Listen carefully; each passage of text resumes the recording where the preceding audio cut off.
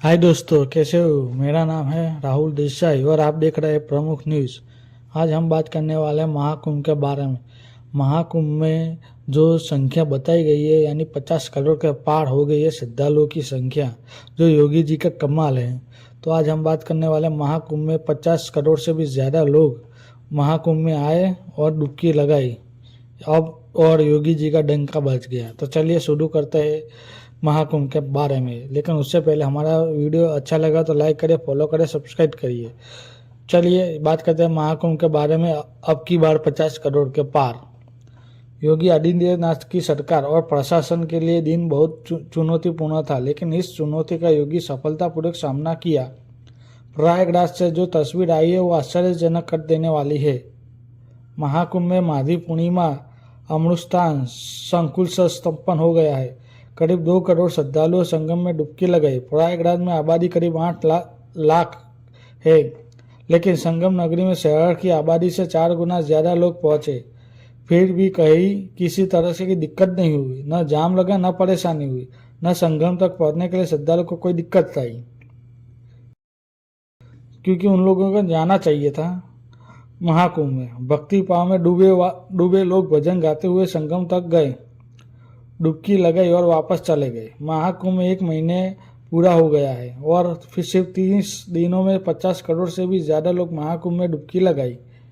यह संख्या भारत और चीन को छोड़कर दुनिया के किसी भी देश में की आबादी ज्यादा है। दुनिया में 119 देश है, वहां आबादी जोड़ दी जाए तो 50 करोड़ होती है।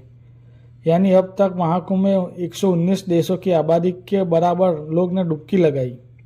यह अकल्पनीय, अविश्वसनीय और अद्भुत है। मौनी अमावस्या के दिन ही हुई हादसे के बाद माघी पूर्णिमा अमृतस्नान को लेकर तमाम तरह की आशंका जताई जा रही थी। योगी आदित्यनाथ की सरकार और प्रशासन के दिन बहुत ही चुनौतीपूर्ण रहने वाला था, लेकिन इस चुनौती का योगी सफलतापूर्वक सामना किया। प्रयागराज से जो तस्वीर आई वो आश्चर्यजनक करने वाली थी।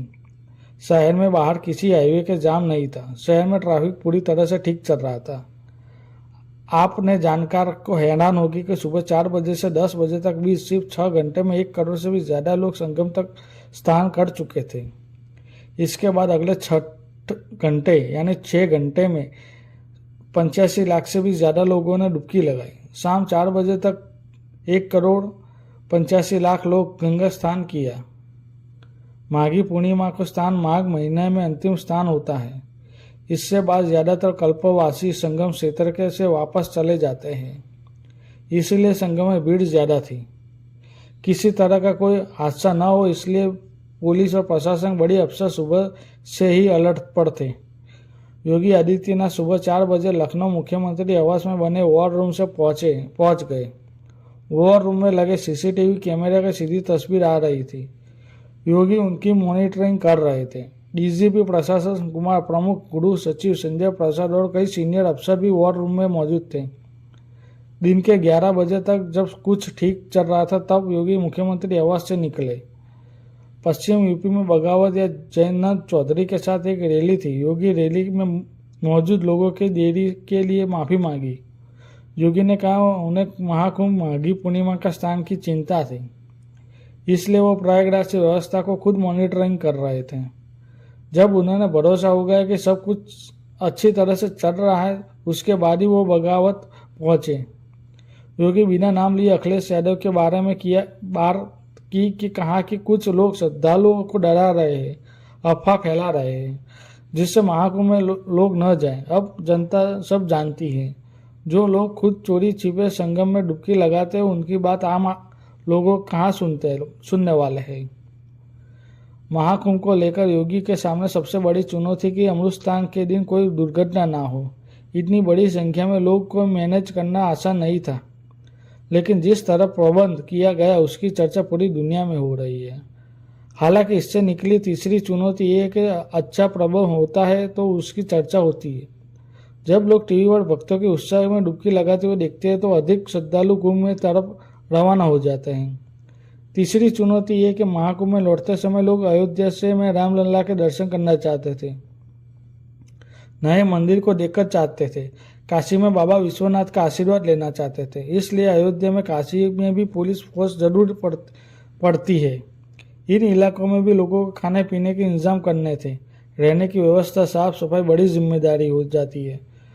इसके बाद चुनौती आती है राजनीतिक बयानबाजी की। मौनी अमावस्या के समय जो खुद दुखद हादसा हो, उसके बाद किसी आरोप लगाए कि हजारों के लोगों मरे गए हैं। किसी ने कहा कि परम पूरी तरह से फेल हो गया है।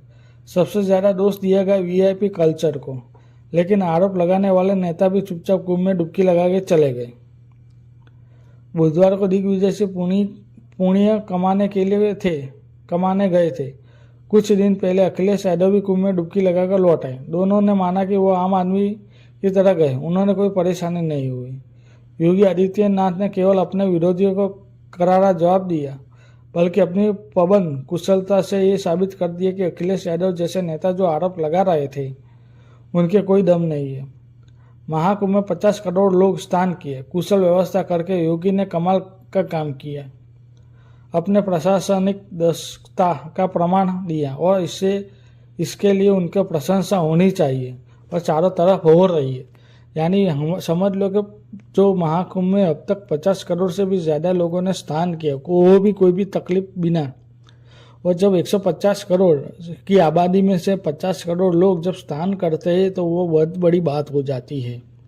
तो आप अंदाज़ा लगा सकते हैं कि इंडिया और चीन को छोड़ के बाकी 119 देशों को 50 करोड़ की भी आबादी होती है। तो ये यानी 119 देशों के लोग महाकुंभ में आए, ऐसा मान लीजिए। तो ये बहुत बड़ा आयोजन था महाकुंभ के बारे में, और महाकुंभ के बारे में इतनी बड़ी व्यवस्था करना वो कोई साधारण बात नहीं है। फिर भी योगी आदित्यनाथ ने सफलतापूर्वक महाकुंभ का आयोजन किया और वहाँ पूरी दुनिया में उसकी चर्चा हो रही है और लोग देश विदेश से भी लोग आ रहे हैं महाकुंभ के बारे में। सिर्फ इंडियन ही नहीं, फॉरेनर भी लोग आ रहे हैं महाकुंभ के बारे में, जैसे जैसे उनको जानकारी मिलती है। अब कुछ ही दिन बचे हैं महाकुंभ को समाप्त होने में, तो उसकी उत्साह भी लोगों को और बढ़ रही है और भी लोग ज़्यादा से ज़्यादा लोग महाकुंभ में जा रहे हैं। तो आप देख सकते हैं कि 50 करोड़ से भी ज़्यादा लोग महाकुंभ में डुबकी का लगा चुके हैं। तो हम यही आशा करते हैं कि आने वाले जो कुछ दिन बाकी है महाकुंभ में, तो ज़्यादा से ज़्यादा लोग महाकुंभ में जाए और अफवाहों पर ध्यान ना दे। सोशल मीडिया की तरह से बहुत सारी गैर समझ दी जा रही है, पुलिस की तरफ से भी किया जा रहा है कि भाई अफवाहों पर ध्यान ना दे, फिर सिर्फ सरकार पे गाइडलाइन पर ध्यान दीजिए। और आप देख रहे हो महाकुंभ में ऐसी कोई भीड़ भाड़ जगह नहीं लगती जैसे सोशल मीडिया पर चल रही है। तो चलिए